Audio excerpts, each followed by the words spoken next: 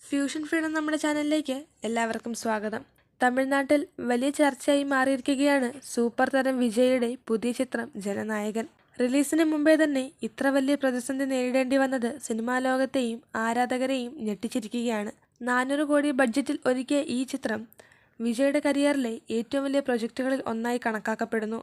എന്നാൽ കാര്യങ്ങൾ പ്രതീക്ഷിച്ച പോലെ മുന്നോട്ട് പോയില്ല. ആദ്യത്തെ തിരിച്ചടി വന്നത് സെൻസർ ബോർഡിൽ നിന്നാണ്. സിനിമയ്ക്ക് പ്രദർശനാനുമതി ലഭിക്കാതെ പോയതോടെ റിലീസ് തന്നെ മാറ്റിവെക്കേണ്ടി വന്നു. ഇതോടെ സിനിമയെ ചുറ്റിപ്പറ്റി നെഗറ്റീവ് വാർത്തകൾ ആരംഭിച്ചു. അതിനു പിന്നാലെ സംഭവിച്ചത് അതിലും വലിയ തിരിച്ചടിയായി. സിനിമയുടെ പൂർണ്ണ പതിപ്പ് തന്നെ ഇന്റർനെറ്റിൽ ലീക്കായതായി റിപ്പോർട്ടുകൾ പുറത്തു വന്നു. 3 മണിക്കൂർ നീളമുള്ള പതിപ്പാണ് പുറത്തായത് എന്നാണ് പറയുന്നത്. നിർമ്മാതാക്കൾ വേഗത്തിൽ അത് നീക്കം ചെയ്യാൻ ശ്രമിച്ചെങ്കിലും അതുവരെ സിനിമയിലെ പ്രധാന ഭാഗങ്ങൾ സോഷ്യൽ മീഡിയയിൽ വ്യാപകമായി പ്രചരിച്ചു.